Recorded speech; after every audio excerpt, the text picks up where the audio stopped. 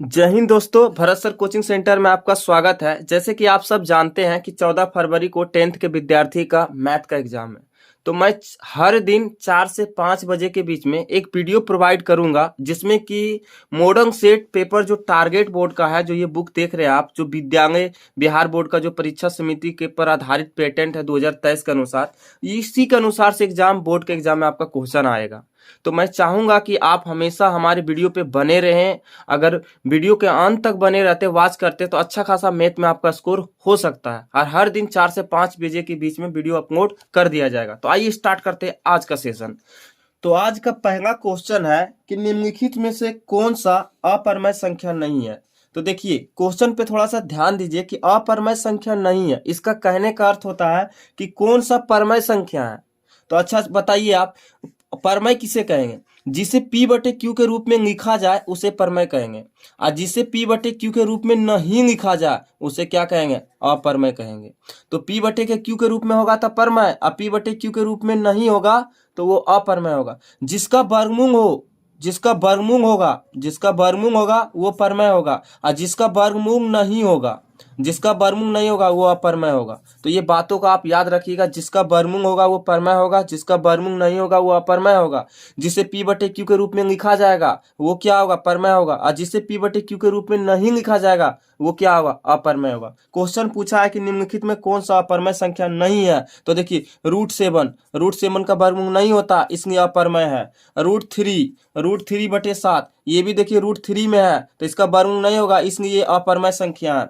अब देखिए अगला ऑप्शन सी नंबर क्या कहता है? रूट 2 बटे रूट 5, इसका भी वर्गमूल नहीं होगा, इसलिए ये अपरमय होगा। और चौथा नंबर जो आंसर है, रूट 75 बटे क्या? रूट 48। तो इसका सोल्यूशन करके देखिए क्या होता है। तो 75 को आप लिख सकते हैं 3 गुना 25, 3 गुना 25 लिख सकते हैं, और 48 को लिख सकते हैं आप कितना? 3 गुना 16 लिखते हैं क्या? अच्छा एक चीज बताइए आप, 25 का वर्गमूल क्या होता है? 5, अंदर में रह गया रूट 3। 16 का वर्गमूल कितना होता है? 4, अंदर में रह गया root 3। Root three cancel out कर दीजिए, और ये हो गया 5/4। अब देखिए P बटे क्यू के रूप में है, तो यही तो आंसर हो जाएगा ना। ये परमय संख्या है ना। क्वेश्चन में क्या पूछा, देखिए ध्यान से, निम्नलिखित में कौन सा परमय संख्या नहीं है। अरे अपरमय संख्या नहीं का मतलब वो पूछ क्या रहा है? परमय। तो परमय हो गया ना P बटे क्यू के रूप में 5/4। तो इसका आंसर हो गया डी फॉर डॉग।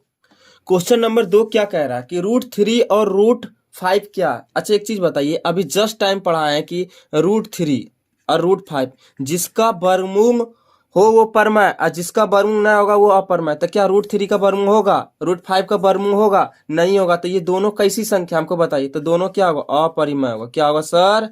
अपरिमेय। जिसका वर्गमूल ना हो वो अपरमय, जिसका वर्गमूल हो वो परमय। क्वेश्चन नंबर 3 क्या कह रहा है? निम्नलिखित में कौन सा भिन्न दशमलव प्रसार शांत होगा? तो सर शांत किसे कहेंगे? शांत वैसी संख्या को कहेंगे जो पूरा पूरी क्या हो? कट जाए। तो ऑप्शन नंबर 1 का अगर बात करेंगे तो 17 बटे कितना? 105 है। 17 बटे 105 को भागा देंगे तो पूरा पूरा नहीं कटेगा, इसलिए अशांत है। 77 बटे दूसरा क्या है? 210, तो ये भी पूरा पूरी नहीं कटेगा, इसलिए अशांत है। अगर तीसरा नंबर को बात करें तो 15 बटे कितना? 88 है, तो ये भी पूरा पूरी नहीं कटेगा, यानी कि ये भी अशांत, ये भी अशांत, ये भी अशांत। तो बचेगा एक ही होना है कि डी। तो डी जो क्या दिया है वो तो 3/160, ये पूरा पूरी कट जाएगा। और घात जानते हैं क्या होता है? यही आंसर क्यों होगा कि 2 पर पावर n और 5 पर पावर m के फॉर्म में जो हर होता है ना, हर यानी कि निचुआ में, ऊपर वाला को अंश कहते हैं, नीचे वाला को क्या कहते हैं? हर। तो अगर हर इसके फॉर्म में आ जाए, 2 पर पावर n और 5 पर पावर m, तो वो क्या होगा? वो शांत होगा। इस बात को याद रखिएगा, शांत होगा। क्वेश्चन नंबर 4 क्या कहता है कि 2.121212 फंगना चिंगना ढकेंगना क्या दे दिया? मैंने अगर देखिए एक बात हम आपको बताते हैं, ये दिया 2, 1.2, 1 1 2 1 1 2 1, जो जो दिया डॉट डॉट डॉट। अगर इस तरह का संख्या होगा डॉट डॉट डॉट जा रहा, तो ये हमेशा अपरमय होता है कि ये कभी नहीं कटेगा, इसका वर्गमूल भी नहीं होगा, ये डॉट डॉट डॉट चंगते रहा, अनंत तक चंग रहा। तो ये संख्या कैसी होगी? ये अपरमय संख्या होगी। 5 नंबर क्वेश्चन अगर देखते हैं सर, तो 5 नंबर क्या कहता है? रूट 3 और रूट 3 बटे क्या होता है? 12, ये कैसी संख्या है? तो सर इसको पहले ना सोल्यूशन करके देखिए। जैसे हम √3 को √3 लिख दें और √12 को जो है ना उसको क्या 3 × 4 लिख सकते हैं कि नहीं? हाँ सर लिख सकते हैं। तो 3 लिखेंगे √3 और जो अंश में 4 का वर्ग कितना होगा 2 और रूट अंदर में चला जाएगा 3 और √3 कैंसिल आउट होगा तो बचेगा क्या? ऊपर में 1 नीचे में क्या बचेगा 2 और 1/2। और अभी तुरंत हमने पढ़ाया है कि P/Q के रूप में जो आ जाए वो क्या होगा? परमेय संख्या। तो 1/2 क्या है? तो वो P/Q के रूप में, इसलिए ये कैसी संख्या है? परमेय संख्या। तो option number A correct answer. Question number 6 screen पर दिख रहा है कि द्विघात बहुपद x² - 3 के शून्यक होंगे। तो देखिए क्या दिया, क्वेश्चन नंबर 6 दिया द्विघात बहुपद कर रहा है, अरे x² माइनस में क्या 3 और शून्यक जैसे बोंगे तो बराबर में क्या हो जाएगा 0। तो इसको हम सोल्यूशन करते हैं x², माइनस उधर चल जाएगा तो प्लस नहीं होगा। आइए इसलिए बराबर निकालेंगे तो जो स्क्वायर है चला जाएगा इसके 3 पर क्या रूट और 3 का जब वर्गमूल निकालेंगे सर तब प्लस माइनस √3 होगा। और प्लस माइनस कहने का मतलब है कि एक बार √3 प्लस में होगा और एक बार क्या होगा माइनस में होगा। यही आंसर है। आप ऑप्शन ट्राई कीजिए कितना नंबर पे आ रहा है। B for Bharat sir. B for क्या होता है? भरत सर। 6 का आंसर बी हो गया। क्वेश्चन नंबर 7 में कह रहा है कि निम्नलिखित में कौन सा बहुपद नहीं है। तो सबसे पहले बहुपद क्या होता है? नंबर 1 नंबर में ऑप्शन में क्या दिया? देखिए 1 नंबर में कहा है कि -7। किसी भी संख्या पे पावर 1 होता है और जब पावर 1 होता है तो ये कैसा बहुपद होता है? रेखीय बहुपद होता है। जब पावर 1 होता है तो कैसा बहुपद होता है? रेखीय। अगर बी नंबर ऑप्शन को आप देखिएगा तो y पर पावर 2 है, अब रूट अंडर कितना है 2 और यहाँ पे पावर 2 है और घात अगर 2 हुआ ना तो ये कैसा बहुपद होगा पता है? ये द्विघात बहुपद होगा। कैसा होगा? द्विघात बहुपद होगा। और ऑप्शन नंबर सी को हम अगर देखते हैं ध्यान से तो क्या 3 है और रूट अंडर x है और प्लस में कितना है 2x है और प्लस में 7 है। तो एक चीज बताएं, किसी भी संख्या पे रूट है, यहाँ पे क्या दिया √x, तो √x है तो x पर पावर कितना होता है 1/2। अच्छा एक चीज बताइए, पावर हाफ होता तो कौन सा बहुपद होता? कोई बहुपद ही नहीं होता, इसलिए ऑप्शन सी नंबर बहुपद नहीं है। और डी को भी देख लीजिए ट्राई करके, तो 4x² और -3x और प्लस में कितना है 7। यहाँ पे देखिए पावर कितना, पावर कितना है 2 और पावर 2 हुआ तो ये क्या हुआ? द्विघात हुआ, द्विघात बहुपद हुआ। तो डी भी द्विघात है, बी भी द्विघात है, ए भी द्विघात है, लेकिन ऑप्शन नंबर सी द्विघात नहीं है।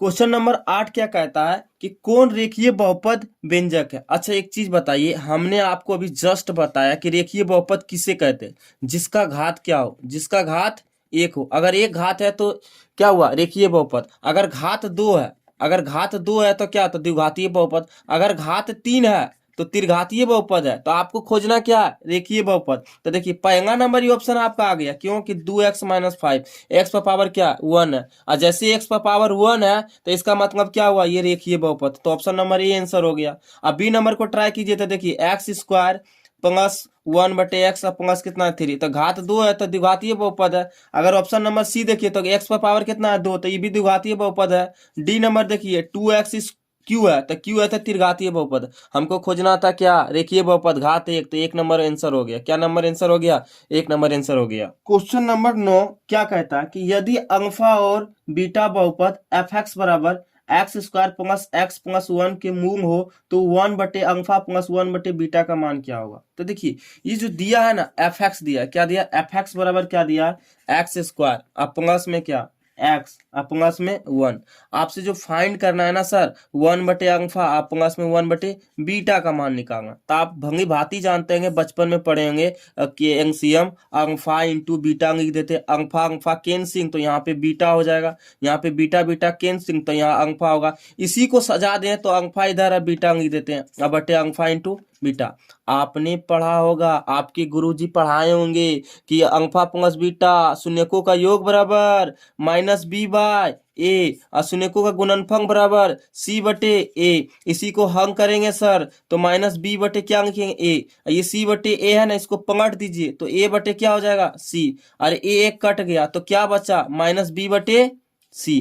-b/c बचा है। तो ये आप ध्यान दीजिए कि यहाँ पे x² है तो यहाँ पे क्या होगा? x² है तो a का मान क्या होगा 1।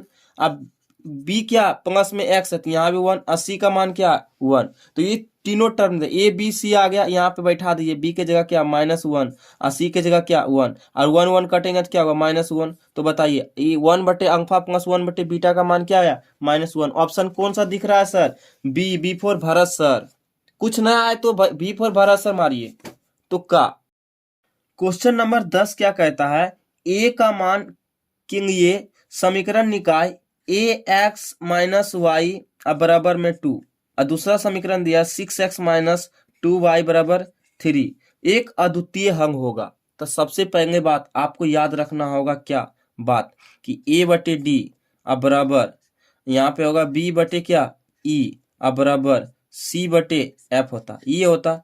अब जैसे बोला कौन सा अंग अद्वितीय अंग, कौन सा अंग बोला ये बात को ध्यान दीजिए सर कि क्या क्या अद्वितीय, अद्वितीय मतलब कि एक जैसा, एक अंग मतलब कि एक अंग उसके जैसा कोई अंग नहीं। तो इसका शर्त क्या होता ए बटे डी बराबर ए बटे D does not equal to बराबर नहीं है बी बटे ई। यही शर्त होता है किसका अद्वितीय अंग का, अद्वितीय अंग का। अगर यही शर्त में सुनिए ना ये अद्वितीय अंग का शर्त होता है तो हम इसको क्या करेंगे ए का मान यहाँ से उठाएंगे तो ए होगा। और अगर यहाँ पे डी का मान तो देखिए ए होता है बी होता है सी होता है और डी, तो डी का मान कितना हुआ 6 does not is come to ये चिन्ह होता नो नो। अब बी का मान क्या होता है वाई में कुछ नहीं है तो -1 तो है ना। उसके बाद ई तो A B C I D और ई का मान कितना -2 अब बराबर में सी का मान कितना 2 और ये क्या एफ का मान कितना 3। हमको देखना है ए बटे 6 does not is come to ये माइनस माइनस कैंसिल कर सकते हैं तो 1 बटे 2 लिख सकते हैं। कोना कोनी गुना कीजिए ए गुना 2 करेंगे तो 2a होगा और बराबर में कितना होगा 6 और 1 से कटेगा कितना होगा बराबर में 3। लेकिन आप 3 मार के आ जाइएगा आंसर और आप चंग जाइएगा बोरा में। क्यों जाइएगा बोरा में क्योंकि यहाँ पे देखिए किस चीज का साइन है यहाँ पे does not is come to तो ए का मान जो आएगा ना does not is come to 3 answer होगा option number B. B for आप जानते हैं कि भरत सर होता है।